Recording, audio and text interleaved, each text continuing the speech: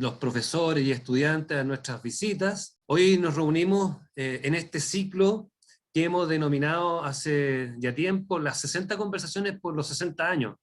Hoy día yo le contaba a nuestro querido anfitrión, digamos, que nosotros como colegio estamos cumpliendo los 60 años y por eso hemos querido hacer muchos encuentros, conversaciones, webinars, y para conversar de la historia, para conversar de la actualidad nacional que impacta a nuestros estudiantes y otros que son también para conversaciones del futuro, de pensarse el colegio. Y por eso este año estamos haciendo una serie de encuentros que van a continuar este año y probablemente el próximo para lograr las 60 conversaciones. En este ciclo queremos, como decía, abordar tres dimensiones distintas. Una tiene que ver con ir recogiendo de la larga historia que tenemos como colegio, revisar el contexto nacional que obviamente de alguna forma responde a las necesidades de nuestros estudiantes, de su situación particular, de lo que están viviendo, de lo que es su necesidad. Y luego también lo que es una mirada y proyección al futuro, a pensarse lo que será el colegio en los próximos años y los estudiantes que están todavía les queda por vivir muchos años en esta comunidad. Hoy día, como ya estamos todos enterados, ¿no es cierto? Estamos hoy día celebrando un tiempo particular, digamos. Hemos comenzado ya el domingo pasado con las sesiones de la Convención Constitucional, y por eso queríamos abrir un diálogo, generar una conversación, preguntas, sobre la importancia de este proceso y las distintas aristas que significan para nuestro país. Por ello contamos con la presencia del destacado periodista Matías del Río, quien va a actuar como presentador y moderador de esta conversación. Él va a presentar las visitas, ¿sí? Y antes de darle el pase a Matías, quería iniciar o relatarle a ustedes que espero que se recuerden que todas estas conversaciones, todos estos encuentros los estamos guardando en un repositorio en YouTube. Así que está al alcance de todos. Ustedes pueden entrar a la página web y esto lo pueden volver a revisar. La idea de este encuentro es que tengamos un tiempo que Matías moderará, digamos, pero para que cada expositor pueda presentar, pueda exponer algunas preguntas, y por eso yo le quiero pedir al que vaya surgiendo alguna pregunta, la pueda hacer a través del chat, o tal vez ahí quizás el mismo moderador nos invitará, digamos, a hacer las preguntas liberando el micrófono. Así que, sin más, quiero dar el ingreso a Matías. Nuestras profesoras de historia también están ahí atentas de ayudarnos, así que muchas gracias, Loreto, Antonia y María Paz. Matías, buenas noches y muy bienvenido. Muchas gracias por estar con nosotros. Matías, a ti, muy buenas noches y muchas gracias por esta invitación en los 60 años del Colegio Seminario Pontificio Menor. Y un honor que esta invitación, sobre todo para un tema como este, con los invitados que tienen ustedes para hoy. El tema lo amerita sin duda. Yo lo único que me duda de todo lo que dijiste si es que efectivamente el domingo empezó la primera sesión. Es más, tendría que ver si ya empezó la primera sesión, porque es parte de lo que vamos a conversar con los expertos hoy día. ¿Cuándo partió la primera sesión?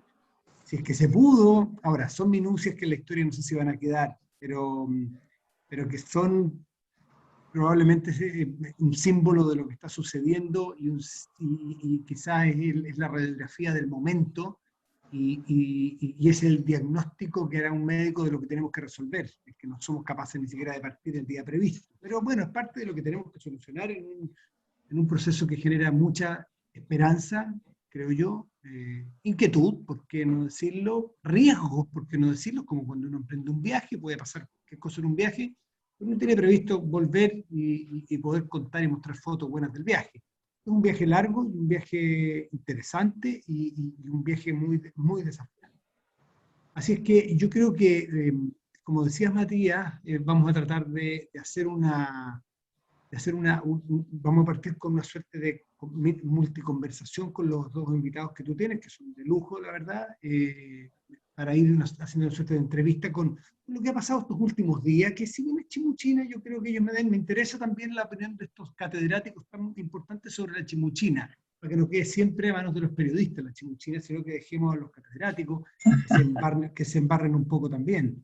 y que cuenten qué significa esta chimuchina, si tiene un significado en lo que vamos a intentar construir como sociedad a cargo de estas 155 personas. Y luego vamos a ir derivando, siento yo, a lo profundo, a las dudas que todos nosotros seriamente tenemos sobre el proceso y sobre la Constitución, que los 155 no van a redactar, no sé si es el verbo exacto, nos van a proponer. Ellos van a redactar algo que nos van a proponer. Y después nosotros tendremos que aprobar o rechazar. Palabras que ojalá busquen otras, porque esas creo que están cargadas también. Aprobar o desaprobar, no tengo idea. Pero ¿para qué nos metemos en Honduras? Dejemos que sean los expertos los que usen las herramientas precisas para desarmar este motor, que es tan fino. Y yo quiero presentar, no sé si llegó la Anita, Sí, Ana María García, ¿está por ahí? sí, ahí Ahí está. está, Anita, ¿cómo estás? ¿Cómo Acá estás, estoy, Anita? sí, Qué me gusto, costó qué un poco gusto. entrar, pero ya feliz de estar acá. Sí, ahí te veo, ahí te veo. Está muy bien, justo a la hora. Bueno, Ana María García, abogada constitucionalista, académico titular de la Facultad de Derecho de la Universidad de Chile. Y como esto se trata de un clásico universitario, está Patricio Zapata, que es abogado constitucionalista, también académico titular de la Facultad de Derecho de la Universidad Católica. Él fue presidente de la FEU, lo recordarán ustedes. Él fue candidato en esta oportunidad. Anita no fue candidata, es decir, desde distintos ámbitos, pero que le han dedicado una vida a las constituciones, a enseñar a los abogados constitucionalistas. Y quiero partir por preguntarle lo obvio a los dos: ¿cómo han visto desde el domingo a las 10 de la mañana o de las 8 de la mañana, si alguien cree que o siente legítimamente que el proceso empezó con las marchas que confluían? Vamos a darle la mayor amplitud posible al tema. Desde el domingo en la mañana, bueno, como ahora. ¿Cómo han visto ustedes el proceso del domingo en la mañana hasta lo que llevamos ahora? Y es indicativo de qué. Vamos a partir al revés de los cristianos, al revés de lo que se usa hoy día. Pato Zapata, por favor. Vamos a partir siempre por las mujeres, pues, que ya nos llevan mucha ventaja en los últimos meses. Pato. Gracias. Hola, un gusto. Hola, Matías. Hola, Ana María. Hola a la comunidad del Colegio Seminario Pontificio Menor. Y muy contento de ser parte de este esfuerzo de reflexión a propósito de los 60 años de la comunidad. Muy contento. Hablaste de un viaje, Matías, me gustó la imagen. ¿Ah? El primer relato del primer viaje lo habría escrito Homero, más bien lo habría contado Homero. Se llama La Odisea. Ese es el primer viaje. La Odisea, ¿no es cierto? Fueron 10 años que le tomó a Ulises viajar desde Troya hasta su casa en la isla de Ítaca. Y enfrentó en ese periplo incontables desafíos, riesgos. Se encontró con monstruos, la isla de las sirenas, el cíclope. La verdad es que el proceso chileno, ¿no?, de buscar instituciones más democráticas, más inclusivas, se va a tomar como 10 años. Si uno parte donde las cosas empiezan a tener fuerza, allá por el 2010, 2011, ya llevamos 10 años. Lo digo esto porque de repente está la tentación de pensar que todo comenzó un día 18 de octubre del 2019, que fue importante, ¿no es cierto?, el estallido social, pero la verdad es que hay fuerzas que vienen desde mucho antes planteando que la Constitución nos estaba quedando chica para un país que cambió. Y hacer el tránsito de incluir, es complejo, es muy complejo. Y eso se vio el domingo, Matías, para que veas que no me estoy corriendo. Voy a hablar del domingo muy cortito, pero era el domingo. Eso se vio el domingo. Esto es complejo. ¿Cuánto me hubiera gustado a mí? Hubiera estado más tranquilo si hubiéramos tenido una ceremonia, digámoslo así, perfectita, ¿no es cierto?, donde hubiéramos tenido el himno nacional cantado por todos, al unísono, respetuosamente, donde no hubiera habido interrupciones, no hubiera habido peligro, no hubiera habido hechos de violencia. Pero no fue así, no fue así. Yo creo que vamos a seguir navegando en un mar complejo, y van a haber días de tormenta, porque hay fuerzas muy intensas, muy profundas, que están desatándose. Y no somos el único país que está tratando, por ejemplo, de de hacer justicia a la relación con su pueblo originario. En estos mismos días, en Canadá y en Australia, países que uno podría decir los primeros de la clase, los primeros del curso, ¿no es cierto? Los Mateos de la democracia, ¿eh? Canadá y Australia, ¿eh? Se ven enfrentados a mirar lo que ha sido su historia con su pueblo originario, y hay gente derribando estatuas, hay gente quemando cosas. ¿Eh? Yo, por supuesto, no soy partidario ni de quemar ni de destruir nada, pero tomo nota. Entonces, la ceremonia del domingo habla de lo que estamos viviendo. Afortunadamente terminó bien.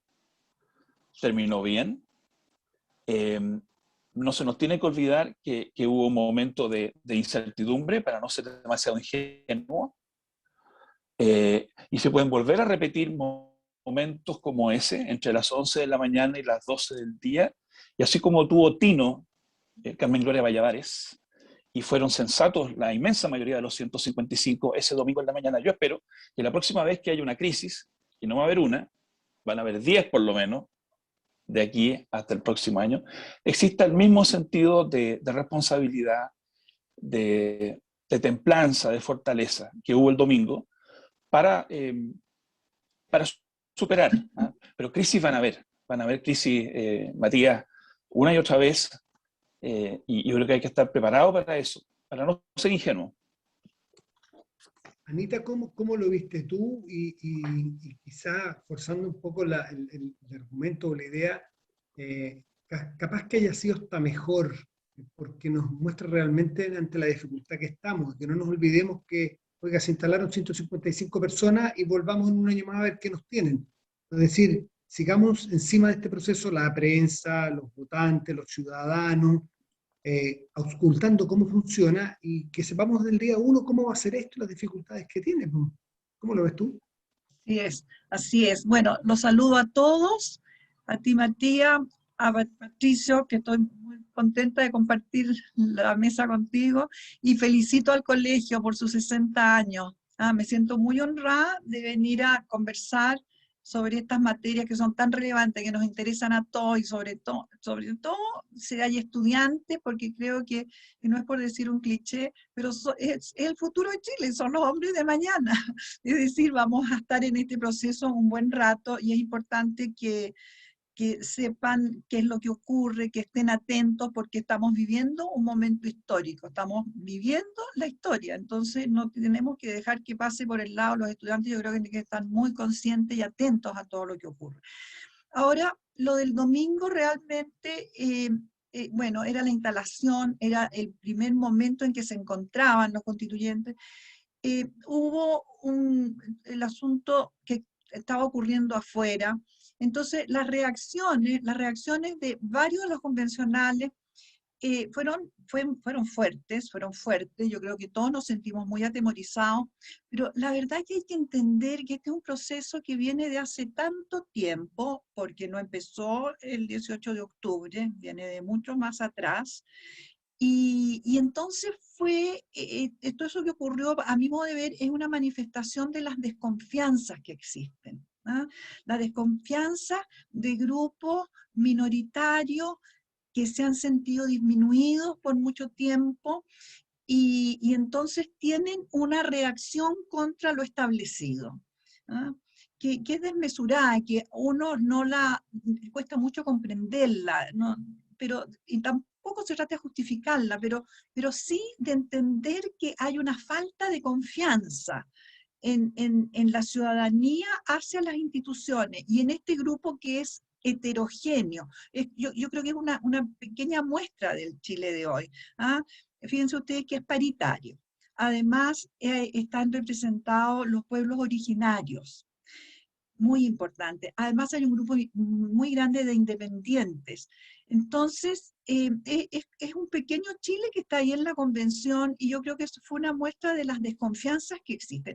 Pero afortunadamente, pienso que la relatora Carmen Gloria Valladares también es una muestra del temple que hay que tener en momentos en que la república, en que la democracia, en que el orden se había amenazado. Lo hizo con tal prudencia que puede ser un ejemplo también para lo que viene a futuro. Y yo creo que terminó bien, incluso hasta ella se abrazó con alguna convencional por ahí que anduvo golpeando la mesa. Entonces, la verdad es que es una muestra de lo que nos está sucediendo hoy día, y yo creo que esto va a seguir también, coincido absolutamente con Patricio. Van a haber quiebres, y bueno, y estos procesos son así. Fíjense ustedes que la Constitución de 1925, que se hizo, bueno, se hizo en 4 meses, pero ya veníamos de juntas de gobierno, establecía un presidente, Alessandri, que se fue de Chile, luego volvió, se hizo una Constitución muy rápidamente, en 1925, pero realmente entró en vigencia en 1932, o sea, fueron 7 años. O sea, Patricio no está nada lejos cuando dice 10 años.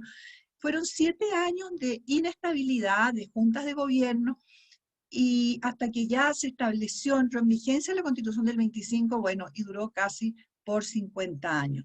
Entonces, yo creo que este es un mar agitado, efectivamente, van a haber momentos de tormenta, pero tratemos de confiar en la racionalidad, en el temple de las personas y sobre todo en la importancia que tiene cuidar la democracia, ¿ah? Cuidar el diálogo, ponerse en el lugar del otro, poder oír, ¿ah? Eso es lo que yo encuentro muy importante. Anita, Además, sí, sí, hay una cosa interesante, porque pasada la instalación que tenía todos estos ripios, o más bien todas estas muestras de brutal realidad de lo que es Chile hoy, esperábamos que pasada la instalación venía algo que no iba a ser fácil, que iba a ser el reglamento, ¿cierto? Del cual ya creo que también ustedes hablen. Pero se coló entre medio otro asunto, que es entre la instalación y el reglamento, que es la votación de, algunos le dicen proyectos de ley, hasta donde yo sé no tiene iniciativa de ley, ustedes me explicarán si es que hay algo nuevo, alguna breaking news, si es que hay iniciativa de ley de esta convención. Algunos dicen que no, que es una manifestación de, me refiero a los presos que después del 18 de octubre.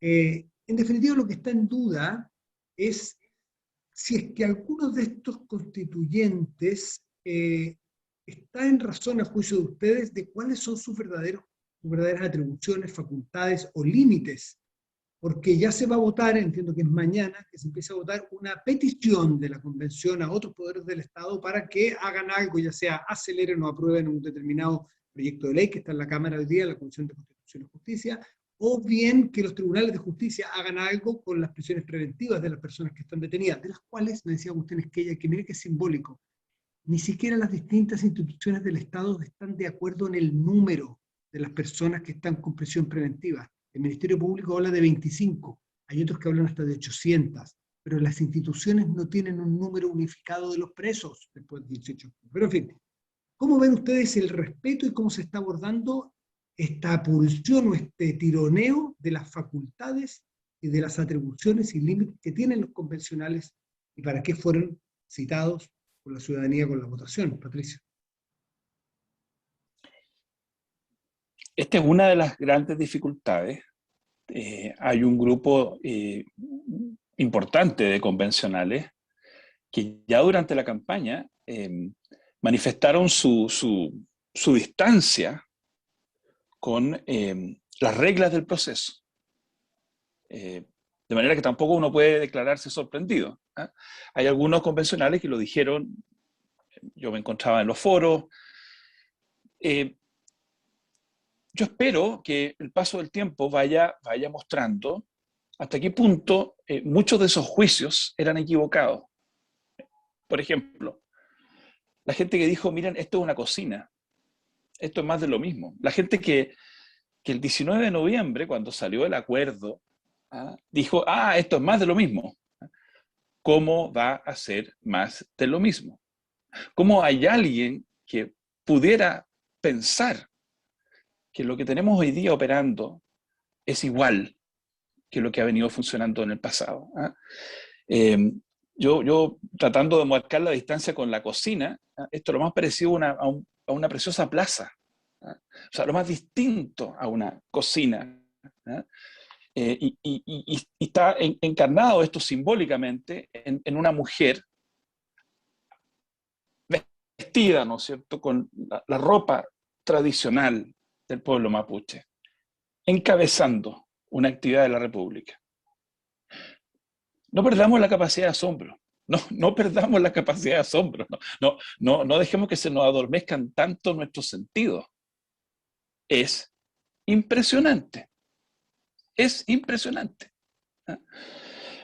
Entonces, esto no es una cocina, es un proceso que, como recordaba Ana María, tiene paridad, que tiene pueblo originario, que tiene mucho independiente. Entonces, tenemos este sector al que le está costando, le va a costar. Yo creo y espero que la dinámica del trabajo, el desafío monumental del trabajo, vaya canalizando toda esa energía hacia los temas constitucionales. Ahora, en esta primera etapa, hay un grupo que efectivamente plantea el tema de los presos, que llaman presos políticos. Yo creo que no son presos políticos. Claro, es un tema ajeno a la tarea de la convención, sin duda. Pero tampoco es que estén pidiendo subir un impuesto. Hay personas que entienden que este proceso fue posible en alguna medida porque hubo este movimiento de protesta. Entonces les parece paradojal o injusto que siga a su curso el proceso, que empecemos a cosechar los premios, los frutos de esta lucha, y quienes habrían tenido un rol importante en esa lucha sigan presos. Entonces, yo creo que hay un punto ahí. Ahora, mi comentario sería: hagamos todo lo posible para que nadie pase ni un minuto más en prisión preventiva del indispensable. La prisión preventiva siempre ha sido una institución compleja. Una de las razones por las cuales hicimos una reforma procesal penal hace 15 años es que era escandaloso como las prisiones preventivas duraban 2 o 3 años mientras el juez llevaba el sumario. Se ha logrado reducir ese tiempo, pero sigue siendo muy duro que alguien lleve 8 meses, 9 meses en prisión preventiva y todavía no haya ido a juicio. Entonces, ese tema yo lo entiendo para estos detenidos y para otros detenidos. Pero el punto que yo haría es, aquí hay gente que cometió delitos. Hay funcionarios del Estado que cometieron delitos. Uso desproporcionado de la fuerza. Dejar ciega a una persona. Y hay personas de la sociedad que cometieron delitos. Quemaron iglesias. Una iglesia que está a una cuadra donde tengo mi oficina, la iglesia de la Veracruz.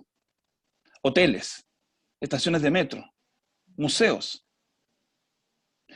Entonces, yo creo que la Constitución tiene que hacerle un reconocimiento a los que lucharon por tanto tiempo para que tengamos este proceso, a los que marcharon, a los que hicieron cabildos, a los que quizá quisieron marcar a C en su voto hace 10 años, al grupo de los 24 hace 25 años, a las personas que votaron a prueba en pandemia.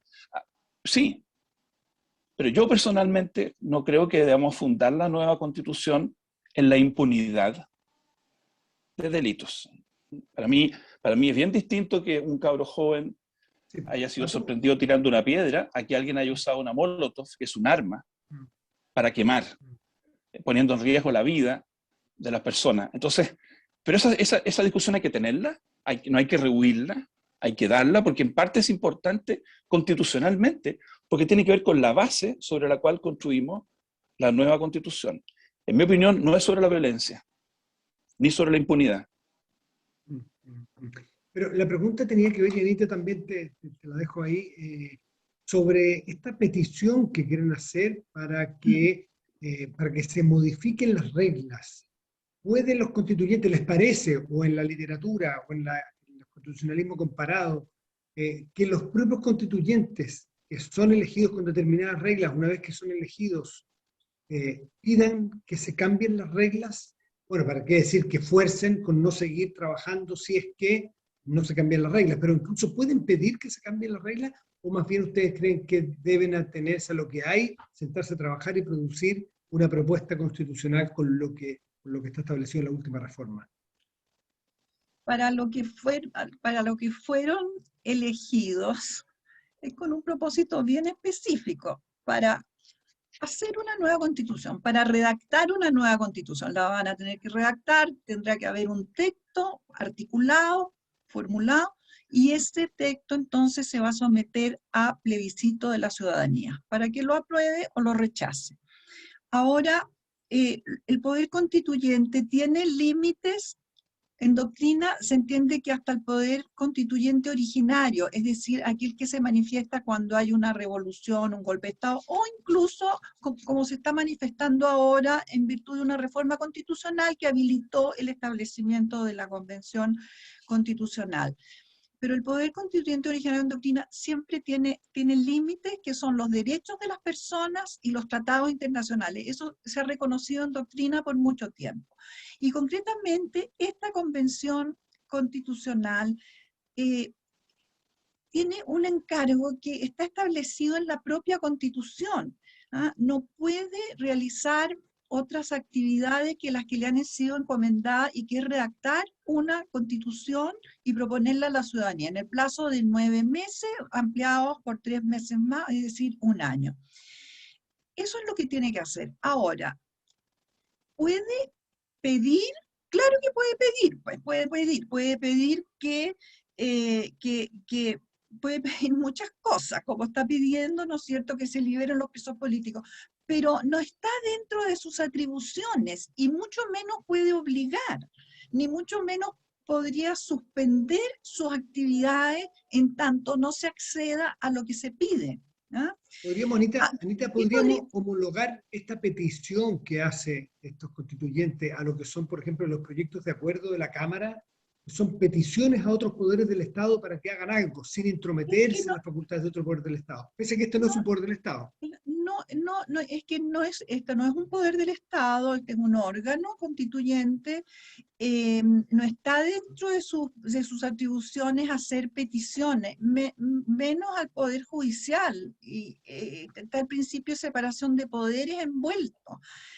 En realidad es bien difícil, porque este asunto de los presos que no son políticos, por supuesto que coincido con todo lo que ha señalado Patricio, han cometido delitos, eso es un pie forzado en que estamos, que yo estoy bastante preocupada, porque no sé cómo se va a solucionar.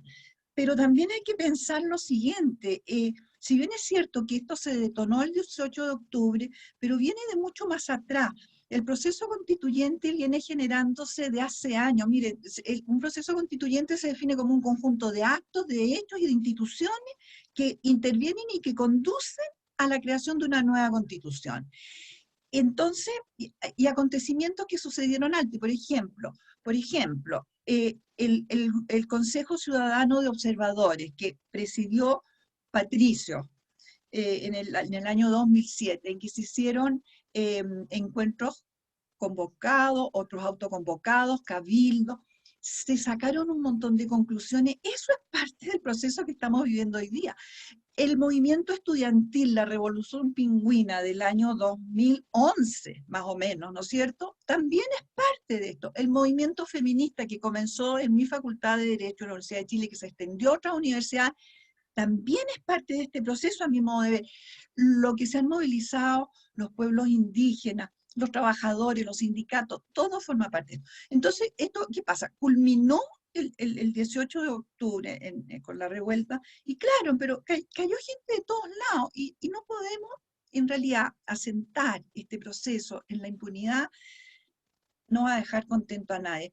Y la verdad que hay que conversarlo. Yo verdaderamente, mire, desconozco cómo se va a solucionar, pero lo veo difícil, porque veo que hay mucho empeño en insistir en el asunto. Ahora, lo que tienen que hacer los tribunales en realidad es agilizar los procesos, porque la prisión preventiva, claro, 8 meses, 1 año estar en prisión preventiva es muy injusto. Si les parece, entramos en materia de lo que siempre estuvo previsto como el preámbulo, que es el reglamento. El reglamento, uno debería decir, de los 9 meses o del año que vamos a estar, pues seamos honestos, va a durar 1 año, dura 9 meses. Al menos destinémosle 1 a que ellos mismos diseñen sus reglas, su reglamento. Y después que empiecen a entrar en el fondo, hay algunos días que están pidiendo que le den 3 meses al reglamento. ¿Cómo lo ven ustedes? ¿Y de qué hablamos? Aquí entramos ya en materia de, le pedimos a los profesores que nos enseñen un poco, ¿De qué hablamos cuando hablamos de un reglamento para una constituyente? ¿Por qué es tan necesario? ¿Cómo se hace? ¿Qué es lo que nos pueden explicar, Patricio? Mira, quizá lo más útil, o una cosa útil puede ser tomar conciencia de la naturaleza de estos cuerpos, las asambleas. Son 155 iguales. No hay jefe, no hay jerarquía. Son 155 libres. Y normalmente las personas que integran este tipo de cuerpos, los congresos, la asamblea, son personas, digámoslo, opinantes. Son personas con posición firme. Entonces, tú no puedes trasladar a estos cuerpos la lógica con que funcionan las oficinas, con que funcionan las burocracias. Jana Proboste es presidenta del Senado. Ella no es la jefa del Senado. Ella no puede llamar a un senador y decirle, oye, mañana tienes que venir acá a las 10 de la mañana y decirle a otro, vaya a votar así este proyecto, ¿no es cierto? Eso, bueno, a veces la gente se confunde y se hace preguntas sobre la supuesta ineficacia de los parlamentos porque no capta la delicada complejidad de un cuerpo de 155 iguales que no tienen jefe. Han elegido este domingo a Elisa Loncón, pero mañana podrían cambiarla. Ella no puede dar órdenes. Ella no tiene mando. No puede. Puede que haya una comisión de ética. Es posible que se cree una comisión de ética. De manera que exista alguna sanción interna. Entonces, la elaboración de un reglamento autónomo, creado desde adentro, es una cuestión compleja. Lo que le ha tomado a los parlamentos europeos 300 años, porque eso es lo que le demoró a la Cámara de los Comunes, ¿no es cierto?, en el Reino Unido, tener un reglamento más o menos decente. ¿Ah? Nosotros cuando decidimos tener Cámara y Congreso en 1811, podíamos aprovechar los reglamentos de la Corte Española o de la Cámara de los Comunes. ¿Ah? Manuel Antonio Tocornal estuvo en Inglaterra, fue a las audiencias de la Cámara de los Comunes y se trajo algunas ideas como la interpelación. Bueno, lo que le tomó 300 años a los viejos parlamentos, es decir, encontrar un modo en que convivan 150 iguales y todos puedan hablar, todos puedan meter la cuchara, que se asignen los tiempos, que se puedan discutir temas complejos en forma racional, pero no eterna. En Estados Unidos llevan 5 meses discutiendo si le ponen fin a una regla del reglamento del Senado, que es la que le permite a una minoría paralizar la discusión. Se llama el filibustero, el filibuster. ¿Ah? Esa es una regla interna de funcionamiento. ¿Ah? Esta discusión es muy importante, es muy difícil, pero no pueden tomarse, obviamente, 300 años, tienen que hacerlo, espero que en 60 días. Pero sí, Pato y Anita, sí, se pensó siempre que era un mes, como mucho. Bueno, tenemos el caso boliviano, que siempre se saca de los aguareros, siempre dicen, oye, para pasar lo de Bolivia, que estuvieron toda la constituyente armando un reglamento. Dejemos eso que es un ejemplo a lo mejor un poco extremo. Se pensó que era un mes de reglamento y luego entrar en el fondo de la Constitución. Si nos demoramos más de un mes, entiendo a entender, Patricio, lo que tú dices, que no es terrible, que es muy importante lo del reglamento, es fundamental para poder tener una buena Constitución. Eso es para que no nos angustiemos si es que quedan 2 días para que se cumpla el mes. Son todos unas bestias, son unos inútiles, porque uno ya empieza a escuchar. No, yo creo que 2 meses estarían bien. Sí, yo pienso también. Sí, yo pienso también 2 o 3.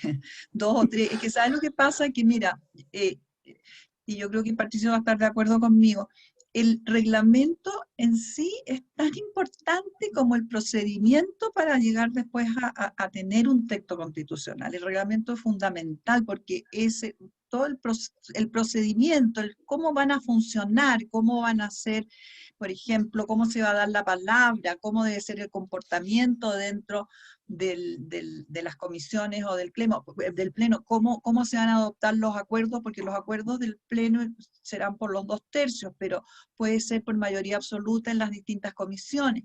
¿Cuántas comisiones van a haber? Va a tener que existir una comisión redactora que armonice lo que hacen las distintas comisiones temáticas, que tendrán que haber comisiones por tema. Son muchos detalles. Yo creo que entre 2 y 3 meses, y de ahí ya habrá que trabajar, y el trabajo, vaya que es enorme. Yo quisiera saludar a María Teresa del Río, y veo que ella ha hecho algunas preguntas acá, y pregunta si se le puede pedir al Congreso que cambie las reglas. La verdad que la manera de cambiar los quórum, de cambiar lo que señala la Constitución hoy en el capítulo nuevo de la reforma, la única manera de cambiar eso es con una reforma constitucional. ¿No encuentras tú, Patricio? ¿Cómo? No se puede cambiar por una simple Sí. ley. No lo pueden evitar porque entonces no estaríamos saliendo del caos institucional, saliendo lo que es un Estado de Derecho, que estamos tan orgullosos de hacer este tránsito difícil, pero dentro de una institucionalidad. Eso es algo que hay que apreciar y estar muy consciente del valor que tiene. Perdón, ¿me permite, Matías? O estás muteado, pero es que quiero tomar lo que dice Ana María. Sí. Adelante, perdón. No, perdóname a mí que sea tan... Conviene que esté muteado porque hay muchos niños dando vueltas, así que por eso estoy muteado. No, lo que pasa es lo siguiente, mira, es cierto, primero que nada, los convencionales pueden pedir cosas, en el pedir no hay engaño. Y pueden pedirle al Congreso que cambie las reglas, como recuerda Ana María, tendría que estar de acuerdo el Congreso por los 2/3 y el presidente poner en la rúbrica. El actual Congreso o el Congreso que elegiremos en noviembre, el actual presidente o el presidente que elegiremos probablemente en segunda vuelta en diciembre. Pero yo esperaría, eso es lo jurídico, esa es la lata del abogado, yo esperaría que hubiera conciencia de que aquí hubo un plebiscito, donde fue a votar más del 50% en pandemia, y esa gente votamos, ¿no es cierto?, con una cierta comprensión de lo que iba a ocurrir. Y eso merece cierto respeto, yo creo que por la propia legitimidad del proceso. No es que no se puedan hacer cambios, pero yo diría, si queremos cuidar esta criatura desde el principio, en circunstancias tan difíciles, eso es algo que yo cuidaría, las condiciones por las cuales votamos. Y luego también considerar la gente que fue a votar ahora en mayo. Es cierto, hay 155 ganadores. Y yo, especialmente yo que perdí, tengo que ser súper respetuoso y consciente que esos 155 compatriotas se ganaron el derecho a tener una posición de protagonismo, y se lo ganaron en buena lid, y con reglas que yo comparto.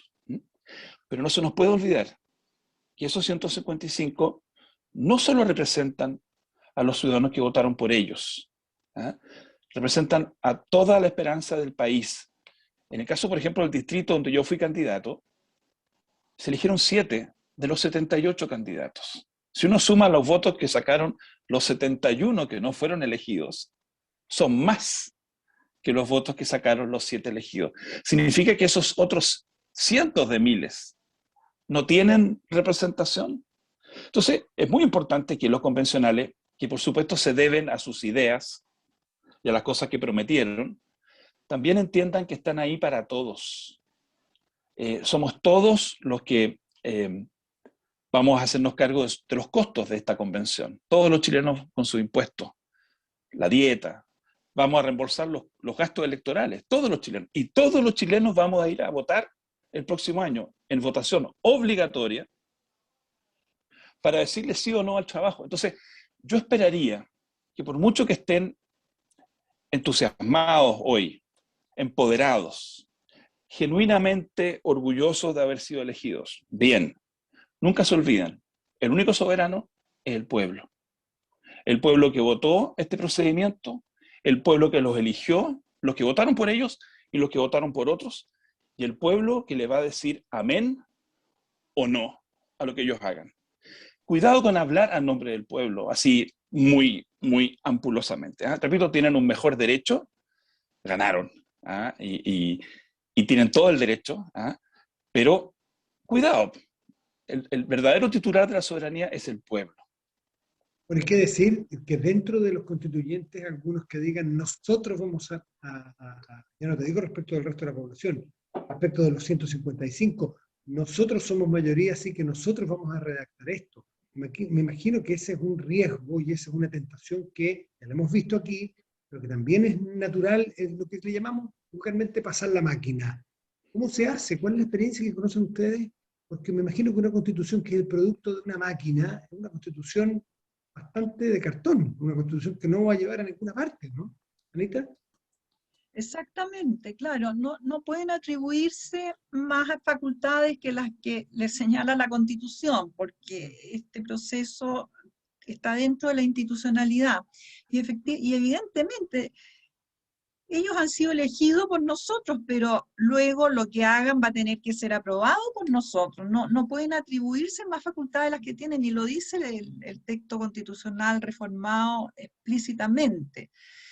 No son soberanos, efectivamente. En este momento tienen las facultades, pero concretamente para redactar una constitución y punto. Ahora, claro, los hechos sobrepasan el derecho muchas veces, pero esperemos que triunfe y prevalezca la racionalidad y la contención. La verdad es que hay que cuidar mucho este proceso, es muy importante. A los dos profesores, si algún miembro de esta comisión, voy a hablar bien vulgarmente, se sube por el chorro, 1955, y se cree soberano, que nos ha quedado claro que no lo son, están representados, están mandatados para una función específica. Pero si alguno se sube por el chorro, se siente soberano, se siente el representante o la representante del pueblo, desoye los límites de atribuciones o facultades que tiene y empieza a exigir cosas más allá, es decir, quebranta los reglamentos que ponen los otros. ¿Hay posibilidad de que pierda el cargo alguien así? ¿Cómo está visto? ¿Es como se hace a través de una acusación constitucional? ¿Cómo se podría acusar a un juez? ¿Cómo se podría acusar a un ministro? ¿Cómo opera en el caso de este órgano? Quien vulnere las normas establecidas y la Constitución vigente. Lo que pasa, como Patricio dijo hace unos minutos, lo insinuó, dentro de lo que va a establecer el reglamento, seguramente que va a haber un código de ética, como para establecer los modos de actuar dentro de la convención, e incluso puede establecer sanciones para el que incurre en un desacato de las normas de convivencia dentro de la convención. Entonces, la misma convención puede establecer ciertas sanciones para los efectos de esto que has señalado tú, Matías.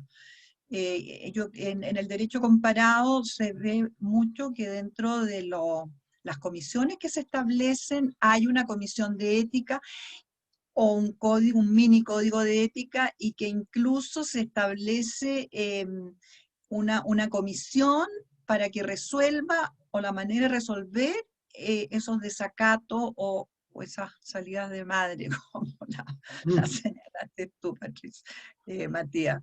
No, yo dije subía por el chorro, que es más, Ya, más leve. bueno, a cualquiera que suba por el chorro, tendría que haber una comisión. Eso hay que establecer. ¿Cómo se van a resolver las discrepancias? Es parte del reglamento.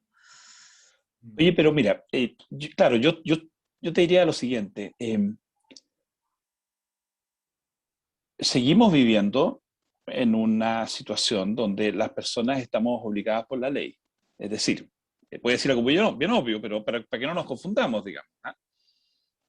Si algún convencional choca en estado de ebriedad, está sujeto a todas las leyes que corresponden, así como un parlamentario, aunque algunos parlamentarios a veces parecieran creer que están por encima de la ley, pero no. Lo que se hizo en la reforma constitucional fue aplicar a los convencionales algunas de las reglas del estatuto parlamentario, algunas de las incompatibilidades, algunas de las prohibiciones. Entonces, cuando tú preguntas salidas de madre, bueno, si se trata de algo grave, están las responsabilidades penales. O sea, aquí no hay gente que esté fuera de responsabilidades penales. Por ejemplo, la injuria. Los parlamentarios tienen, quizá lo saben los que nos están viendo, tienen una inmunidad por lo que dicen en la sala, pero no es total. En Chile, tú no puedes injuriar y decir después, no, que yo soy soberano. Ellos tienen fuero dentro de las 7 salas que se intentaron interconectar ayer, la sala donde están sesionando. Debiera saber bien si esta es una de las reglas que se homologaron. Me parece que no. Esta regla concreta, que es la inviolabilidad por las opiniones que se dan en la sala, me parece que no es de las que se extrapolaron. pero no estoy seguro. Para que nadie me saque de contexto, pues me parece que no. Lo puedo averiguar y lo voy a averiguar. Sí tienen un fuero especial ellos, ¿no, Anita? Los convencionales, ¿Sí? hay unas normas que dicen que no se aplique el artículo 158, pero parece que se refiere a los parlamentarios. Yo tampoco lo tengo claro. Es muy buena pregunta, Matías, realmente. Entiendo que Lo el del fuero. entiendo que al constituyente Hugo Gutiérrez se le aplicó un fuero especial por ser No, constituyente, ya que estaba en algún proceso, ¿no? no sé si le aplicaron el fuero de diputado todavía o el de No, constituyente, porque ya pero no si lo fuera, tenía, él ya había renunciado. entonces tienen el mismo fuero. Es decir, para que también nos escuchen bien, fuero no significa impunidad, significa que antes de que el fiscal siga adelante con la formalización, la Corte de Apelaciones respectiva tiene que hacer un antejuicio para evaluar si la denuncia o la acusación es plausible, seria, fundada. Es una manera de proteger al parlamentario, y en este caso al convencional, contra denuncias irresponsables, frívolas, pero no es impunidad. Para No que es no impunidad. ocupemos más tiempo, para hacer la analogía con la Constitución y no ocupemos más tiempo que un mes, 2 meses o 3 meses en los reglamentos, pasemos a los temas de fondo, que es lo que nos van a ocupar y nos van a llevar eventualmente a la propuesta de una Constitución.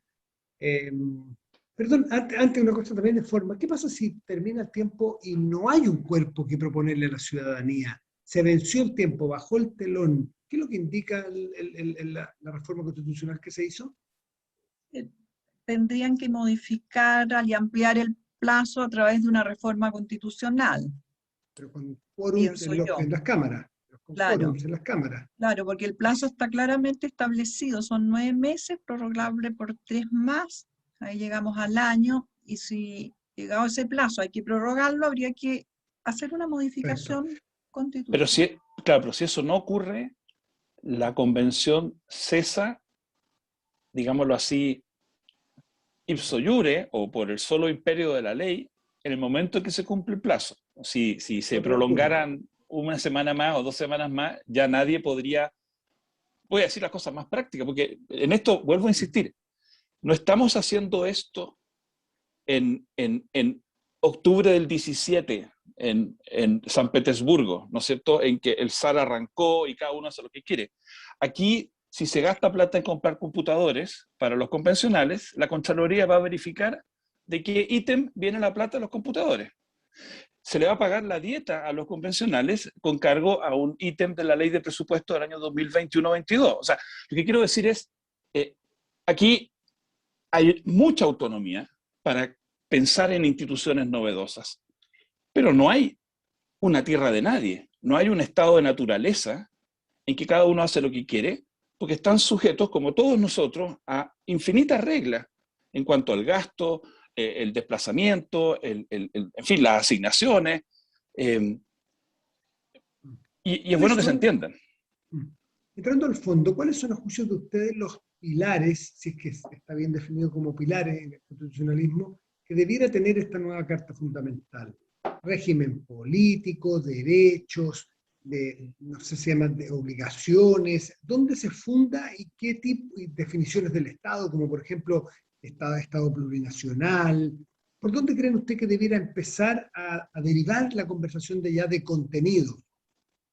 Bueno, si me permite, no sé, Anita, toda por favor. constitución debe tener 3 partes, toda constitución. Una parte dogmática, donde están establecidos los derechos de las personas, derechos individuales, derechos sociales, su forma de protección. A veces algunas de ellas comienzan con un preámbulo, con unas bases fundamentales, ¿no?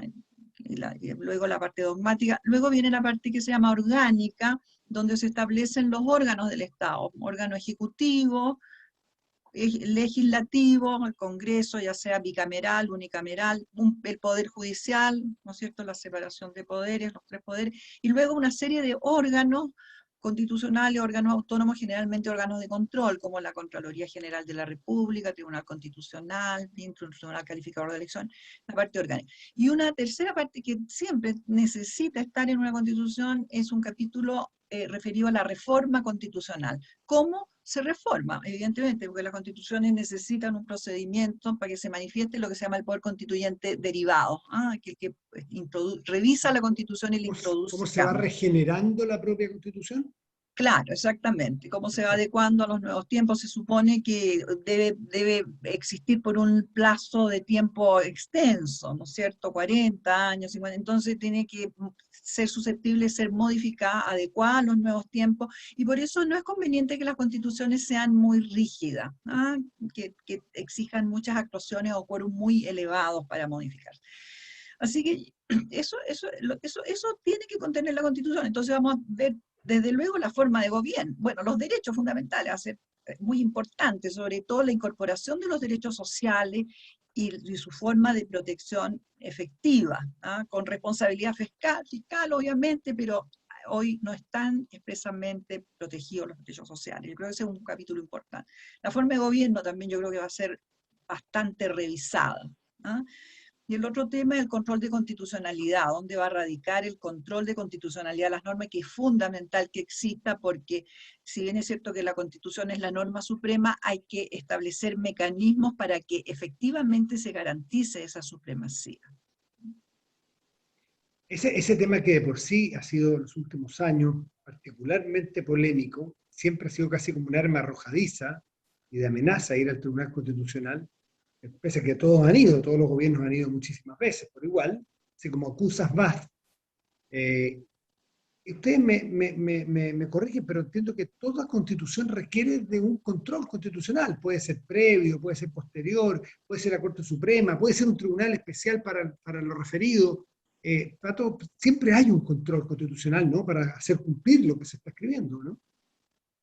Sí, es parte del modo casi obligado de las constituciones de los últimos 70 años, que tú tienes un sistema reforzado de defensa de la propia constitución.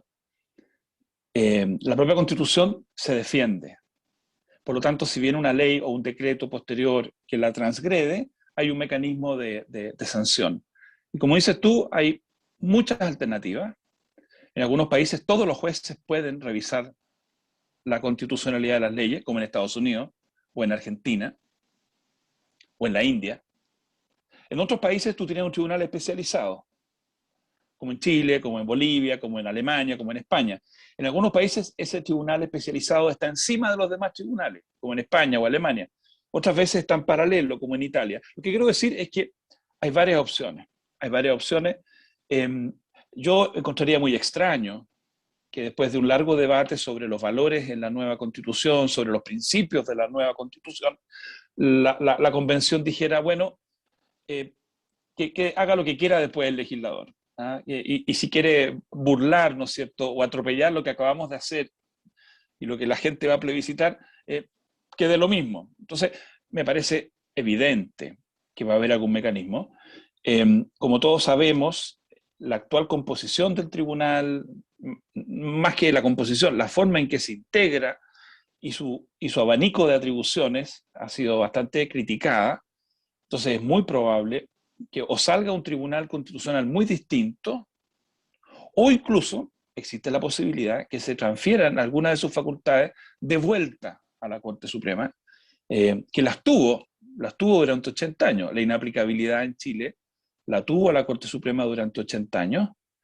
No sé si Ana María va a estar de acuerdo conmigo, con un balance o resultado no muy positivo en esos 80 años, y por eso se le quitó a la Corte Suprema la inaplicabilidad el año 2005 y se le pasó al Tribunal Constitucional. Estoy hablando de la inaplicabilidad porque algo como eso va a seguir existiendo. Creo que es la inaplicabilidad, Patricio. Muy rápidamente para que no. Tú puedes sentirte amenazado por un proyecto de ley y ahí tú tienes lo que se llama control preventivo. Antes que el proyecto se transforme en ley, tú lo atacas. Y eso tenemos hoy día en Chile, control preventivo. O tú puedes atacar una ley que ya está rigiendo a propósito de un juicio concreto. A ti en un juicio te van a aplicar una ley que ya se publicó en el diario oficial y tú entonces buscas una manera de enervar el efecto inconstitucional. Esa es la inaplicabilidad que tenemos en Chile, podría ser distinta a la que tenemos en Chile, pero es contra leyes vigentes en casos concretos. Bueno, por eso es razonable que sea la Corte Suprema, porque es la que aplica las leyes. aplican las normas ya vigentes. Anita, ¿tú La quieres ver- algo No, respecto? la verdad es que es cierto, el control de constitucionalidad de la ley radicó en la Corte Suprema por muchos años, durante toda la Constitución del 25, pero con resultados muy exiguos. La verdad que se veían muy pocos casos y los que se veían no eran acogidos. No fue un buen procedimiento de control. Y por eso entonces se traspasó este control al Tribunal Constitucional el año 2005. Y de ahí en adelante, prácticamente el 90% de los casos que ve el Tribunal Constitucional son acciones de inaplicabilidad. Claro, porque si estoy en un juicio y me van a aplicar una ley que yo estimo que es inconstitucional, que me va a afectar un derecho, uno entonces puede recurrir al tribunal y el tribunal puede decir, en realidad no es aplicable para este caso concreto la norma, o incluso declarar la inconstitucionalidad y derogarla. Esto es muy importante. Más de 100 países tienen tribunales constitucionales. Entonces, pero nuestro tribunal, en realidad, que ha sido bien criticado, tal como dice Patricio, la forma de integración. ¿Cómo puede ser de que el presidente de la República de los 10 elija 3? Y 3 sin con que concurra otro órgano, en forma unilateral. Es que lo Entonces, que estás diciendo, Anita, opera para varios otros poderes del Estado u órganos del Estado, que es como en la generación de las autoridades. ¿Eso en materia constitucional o en materia legal? Por ejemplo, en los jueces, ¿no es cierto? Que hoy día tienen una forma de elección que también es bastante, que es con participación de distintos poderes del la, Estado. Hay otros países donde hay, no sé cómo se llama, órganos especiales dentro de la propia judicatura, por ejemplo, que va eligiendo a los jueces. ¿Esto de la generación de autoridades es parte de una materia constitucional o no necesariamente? sí, es parte de una materia constitucional, claro. La generación de los órganos del Estado, de quienes Sí. ocupan los cargos en los órganos del Estado, es materia constitucional, sin duda. Ahora, por lo general, deben concurrir dos autoridades. Por ejemplo, claro, en los jueces, los ministros de la Corte Suprema, concurre tanto la Corte como el Los presidente, tres. una quina, claro, el presidente y luego, en definitiva, el Senado. Claro. Hay muchos cargos que requieren el acuerdo del Senado. En Estados Unidos, que es el típico gobierno presidencial, hasta los ministros de Estado necesitan el acuerdo del Senado ¿Qué para creen? entrar en Sí, función.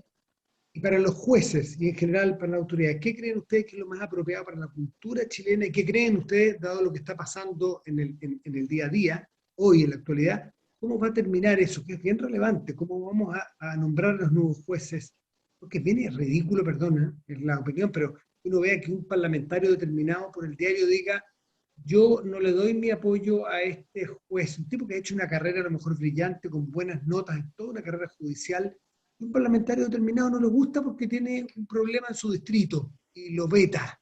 Y entonces no suena muy justo, muy equitativo eso. ¿Cómo lo ven ustedes hacia adelante? A ver, bueno, ¿cuál es el bien principal que hay que custodiar? Es la independencia externa del Poder Judicial frente al Poder Político y la independencia interna de cada uno de los jueces.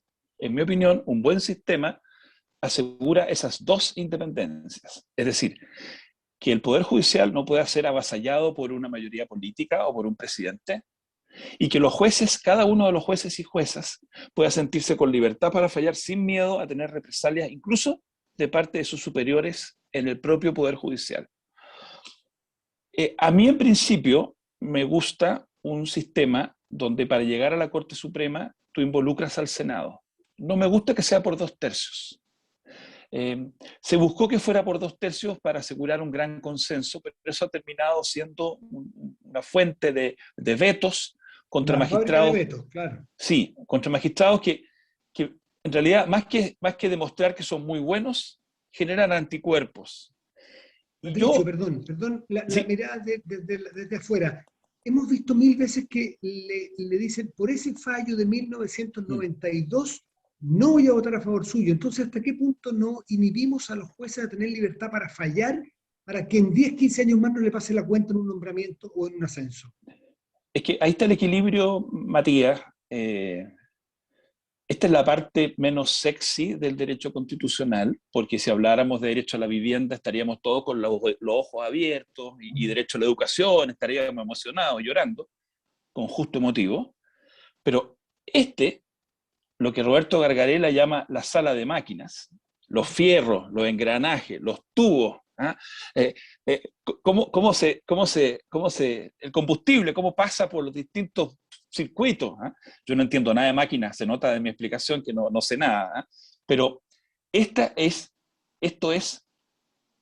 donde se juega el éxito o el fracaso.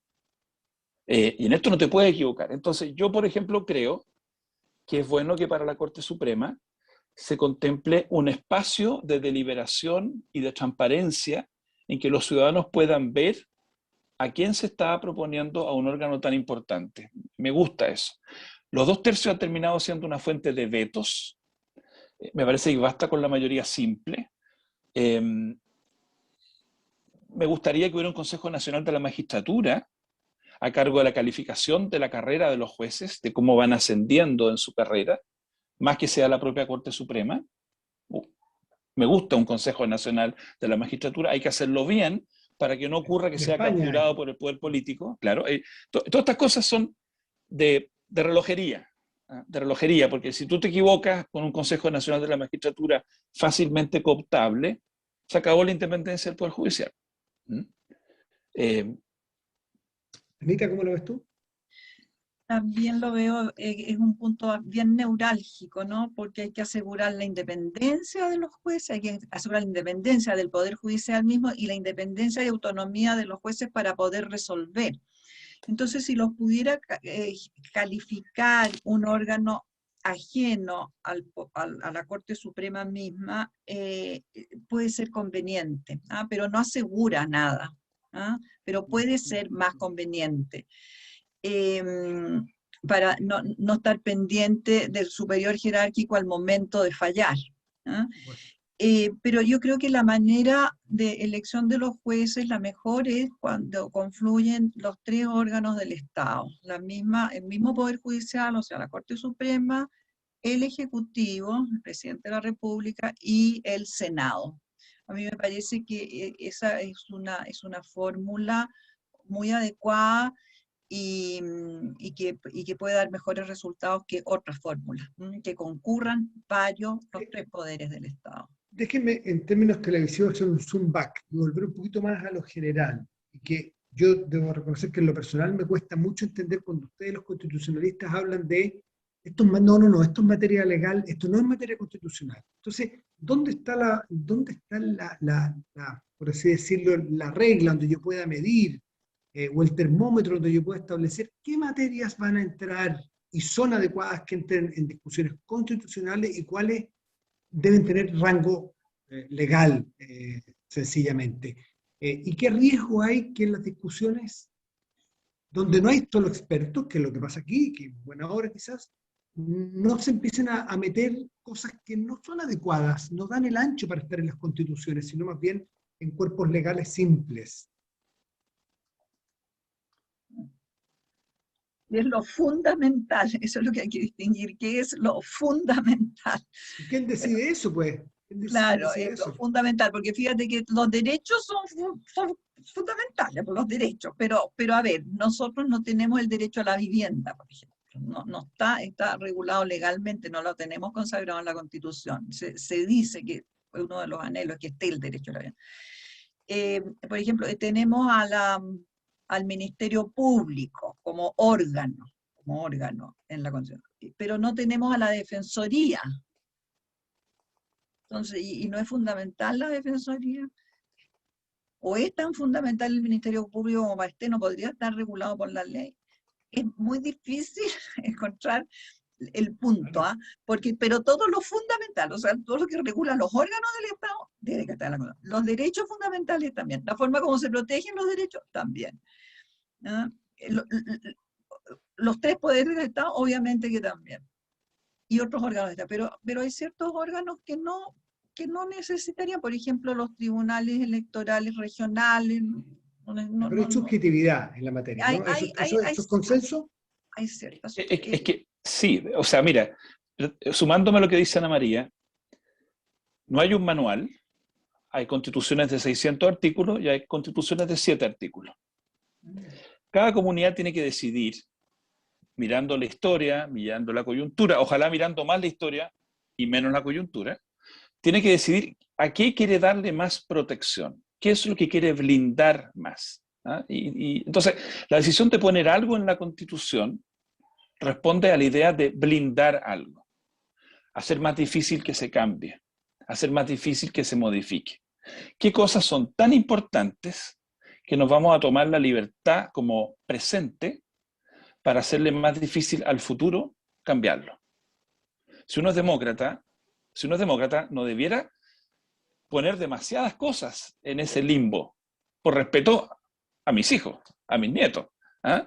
Porque yo me estoy arrogando, yo presente, me estoy arrogando la posibilidad de que ciertas cosas sean más difíciles de cambiar.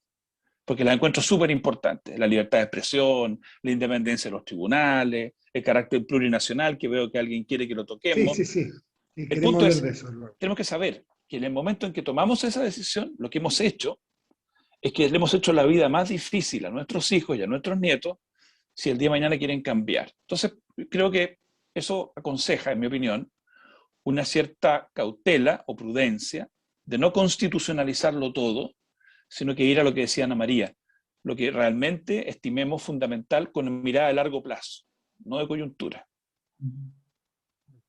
Sí, yo particularmente soy proclive a una constitución más bien breve que extensa, ¿no?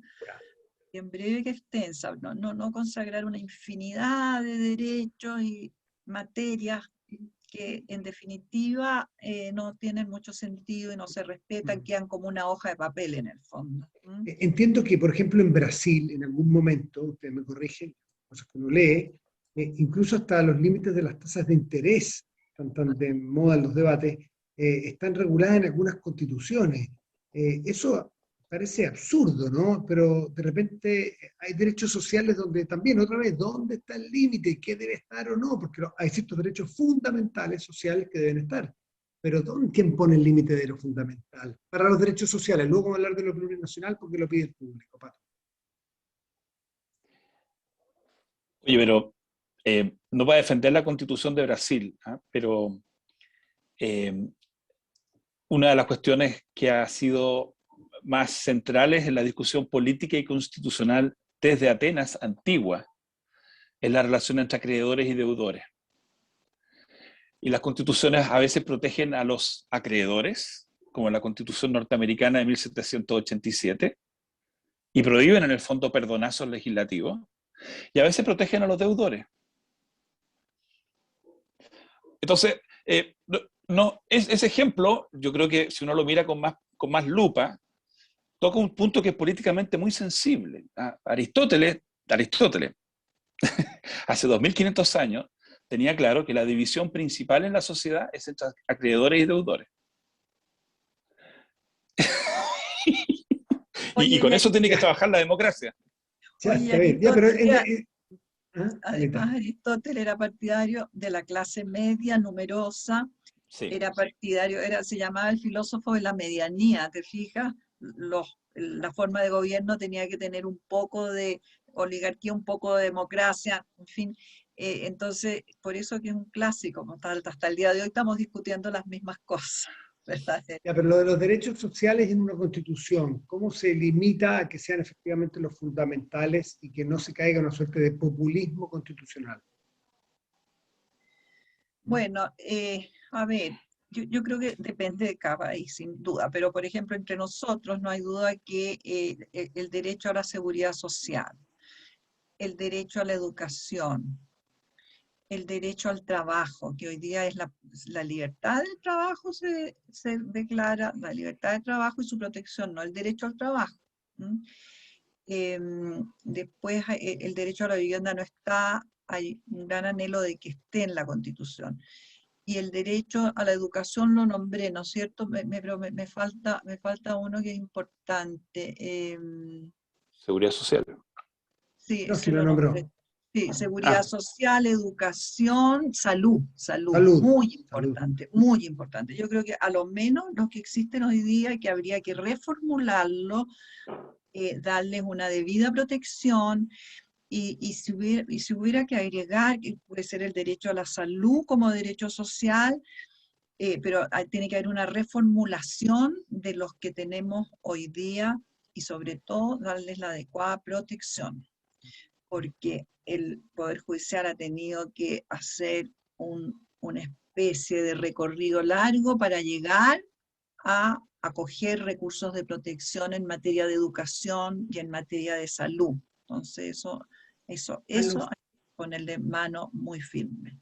a los dos profesores, entrar en materia de esto de lo que se llama un Estado plurinacional, ¿esto está en el campo solamente de lo simbólico, que también me imagino que es relevante? Quiero que hablen de qué papel juega lo simbólico en una constitución y después que entren específicamente a lo plurinacional. ¿Qué significaría que nuestro Estado fuera declarado plurinacional? Anita. O Pato. Como tú quieras, Anita. ¿Partes tú, parto yo? Parte tú, Patricia. Gracias, Anita. Nada.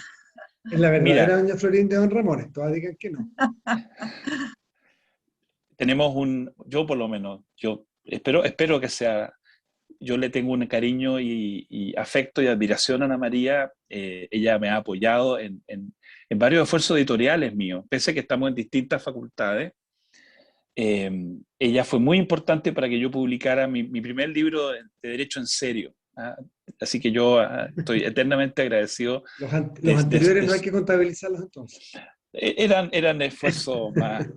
Un libro del 2008, ¿te acuerdas, Ana María? Que tú fuiste muy. Bueno, Muy bueno, así que muy bueno. Todo lo mucho. anterior a 2008 de Pato Zapata, por favor, no lo tomen. Sí. Ay, Oye, bueno, vamos a lo simbólico y a lo que significaría un Estado plurinacional, Patricia Zapata. la Constitución es una ley, es verdad, es la ley fundamental en materia de abogados, de fallos, de juicios, se publica en el Diario Oficial, pero también es un pacto político. A diferencia de la ley del tránsito, la ley de sociedad anónima, la Constitución es un pacto político. Entonces, el lenguaje juega un papel distinto que la ley del tránsito o la ley de condominio. No sé, pues la ley del tránsito tiene que ser clara, no puede decir cuando parezca que las cosas son peligrosas. No, luz roja, 50 kilómetros por hora. La ley de valores y seguros tiene que ser clara. La Constitución, como es un pacto político, en mi opinión, tiene que usar un lenguaje que genere una lealtad, una adhesión, que encarne valores que tienen arraigo. Y eso es importante. Y puede no ser necesario un poema largo, no es necesaria una canción muy larga, pero en Francia tiene que estar la palabra laicidad, si no, no sería la Constitución de Francia. Y en Estados Unidos quizá es no establishment of religion, ¿ah? Y en Alemania es dignidad, y quizá en Sudáfrica. Entonces, hay ciertos conceptos que tienen que estar para que la Constitución satisfaga esa dimensión de pacto político. Y ahí algunos abogados de repente son duros de cabeza porque dicen, no, hagamos una Constitución que sea fría, que sea mecánica, neutral. Y digo, sí, está bien, no hagamos poesía, que no sea Arjona el que redacte la Constitución.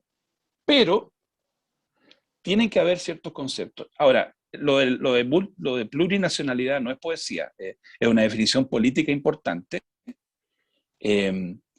Yo por lo menos me he ido convenciendo, tenía algunas dudas, me he ido convenciendo que tenemos que hacer un esfuerzo de encontrar una fórmula que armonice la idea de una nación chilena y varias nacionalidades que la integran. Esto parece como la cosa de Salomón, ¿no es cierto? Partir la guagua por la mitad, pero la verdad es que no sería la primera vez que se hace una nación de nacionalidades. De alguna manera en España han estado, todavía no con éxito, llevan 30 años tratando de encontrar estatutos de autonomía. Claro, tratando de encontrar que pueda sentir un catalán que pertenece a la nación catalana y que sin embargo, y al mismo tiempo, es parte de una nación española. Y probablemente eso significa, y aquí voy a tomarme un minuto lo menos latero posible, tener un concepto de nación que sea algo así como todos aquellos que nos sometemos a las mismas leyes y nos representamos en la misma asamblea, un concepto como el del abate Sieyès, y aceptar que al interior de esta comunidad hay comunidades donde hay idiomas, lenguas, tradiciones, historias. Todos nos sometemos a las mismas leyes, todos nos representamos en la misma asamblea, definición de nación del abate Sieyès, pero reconocemos que al interior de este espacio hay distintas comunidades en el sentido alemán de nación, lengua, historia, tradición. Otro bonito desafío de equilibrio, ¿eh? Hacerlo bien. María. Claro, ocurre que para nosotros es algo bastante nuevo, ¿no? Hablar de un Estado plurinacional, ¿no? Otros países como Ecuador, Bolivia, o sea, tienen un grupo de pueblos indígenas mayoritario, muy consistente. Entonces es como más obvio que se use la palabra plurinacional. Entre nosotros de repente hemos pensado que podría hablarse de pluricultural, ¿no? Pluricultural. Pero la verdad es que en los grupos originarios nuestros existen estos elementos que ha nombrado Patricio, que son los que conforman una nación. ¿Ah? Una nación está conformada, es un grupo humano conformado por un grupo que tiene una lengua común, que tiene unos ritos o una religión común, una tradición común, costumbres comunes. Entonces yo creo que estas minorías, o por lo menos en un grupo importante que es el que representa la presidenta de la convención hoy día, los tiene muy marcados. Y yo creo que, dada la contingencia, lo que ocurre hoy día en Chile, porque hay que atender también a nuestro entorno, yo creo que va a ser conveniente consagrar un Estado plurinacional. ¿Ah? Yo creo que sería un símbolo importante de reconocimiento a quienes han estado en una posición por años, por décadas, siglos, más disminuido. Perdón, ¿puedo simplemente, sí, Patricio, por favor. Porque mira, el temor natural cuando uno empieza a trabajar con este lenguaje es que pudiera de alguna manera detonarse un sentimiento de secesión o secesionista, de autonomía con cara de independencia, ¿eh? Pero la verdad es que yo creo que ese peligro, uno nunca puede hoy día en el siglo XXI decir nada muy definitivo sobre qué cosa es peligrosa o no es peligrosa. El que quiera eso, tómese un viaje en el tiempo del siglo XIII, digamos, para tener cierta seguridad de lo que va a pasar en los próximos 40 años. Pero yo creo que si uno mira la realidad chilena, el pueblo mapuche, por ejemplo, está distribuido territorialmente en varias regiones. No ocurre lo que pasa en Quebec, en que la población francoparlante está concentrada en una zona de Canadá. No ocurre lo que pasa en Cataluña o en el País Vasco, donde efectivamente puede pasarse del sentimiento nacional al reclamo de un Estado independiente. Tenemos una convivencia física en la Araucanía, en Santiago, en Biobío, y por otra parte, no está en la historia del pueblo mapuche, esto lo he escuchado yo, lo repito, no quiero hacer mapuche explaining, se lo he escuchado, yo he aprendido, de que no está en la historia del pueblo mapuche una reivindicación sobre un territorio fijo. Su relación con la tierra no es esa, no es la misma de otras comunidades que quieren asentar un territorio y construir un Estado que tenga soberanía. La idea misma de Estado es ajena a la historia del pueblo mapuche, ¿no es cierto? Entonces, yo creo que podemos encontrar para Chile una solución que no signifique arriesgar la unidad del país. Creo que eso, quizá el único flanco complejo podría ser Rapa Nui, y ahí creo que la sensibilidad con que abordemos el asunto, la inteligencia con que lo sigamos haciendo, eligieron una estupenda convencional, Tiara Aguilera, tengo el gusto de conocerla, fue alumna mía, Creo que ella tiene la mejor disposición a encontrar, ella no tiene ningún interés en separarse, Rapa Nui, de Chile, pero quiere encontrar espacios de mayor inclusión. Oye, yo les quiero agradecer a los dos y al colegio por esta invitación que nos hace a todos, por respeto al tiempo, porque la verdad que uno podría estar eternamente entrando en distintos temas, pero creo que justo, faltando 3 para las 8, terminar aquí, agradecerle a Ana María y Patricio, a nombre del directorio, Bueno, Margarita. agradecer la presencia, el tiempo en estos tiempos que estamos tan demandados. Tener un espacio de conversación así de claro y didáctico es un verdadero regalo. Entonces, a nombre de la comunidad de los estudiantes, agradezco mucho a Ana María, a Patricio y al moderador Matías. Ha sido un regalo este tiempo de escucha y poder profundizar un poco más en esas cosas que en realidad es difícil acceder a estos conceptos y a entender más a fondo este desafío tan potente en el que estamos los chilenos. Así que 1000 gracias y estamos aquí todos por la invitación. ayudando para que esto sea un súper éxito y El tengamos... viaje termine bien. Y va a terminar bien, Matías. Va a Sin terminar. duda, sin duda. Sin duda. Yo por lo menos quedé muy esperanzado con la clase que nos dieron aquí estos dos profesores de lujo, Pato y Anita. Gracias infinitas por habernos dado su tiempo tan valioso. Que les vaya muy bien a todos. Adiós, Matías, Patricia. Chao, hasta la adiós, próxima. Adiós, María Teresa, un gusto. Gracias. Gracias. Oye, un agrado, Ana Feliz María, noche. y Matías, un agrado conversar contigo, Ana María. Gracias, Te como recomiendo siempre. el libro de Patricio, que es muy bueno, se llama Justicia Constitucional, ¿no es así, Ah. Patricia? ¿De qué Ese año? es el del 2008. Ah, ya. Claro. Ok. Oye, no, y Ok. lo No, que pero la casa de todos y todas es más pertinente a lo que estamos la conversando hoy casa día. de Cierto. todos, sí, tienes toda la razón, Cierto. la casa de todos es más pertinente. Pero hablando de los símbolos, nada más quiero decirle una cosa, el libro de él, el de Justicia Constitucional, cada capítulo es con un cuadro, entonces el cuadro simboliza lo que después trata en el capítulo, ¿ah? Es muy interesante, así que si algún Ya, día pues. lo encuentran. Chao a Adiós. todos, que estén bien. Gracias por compartir.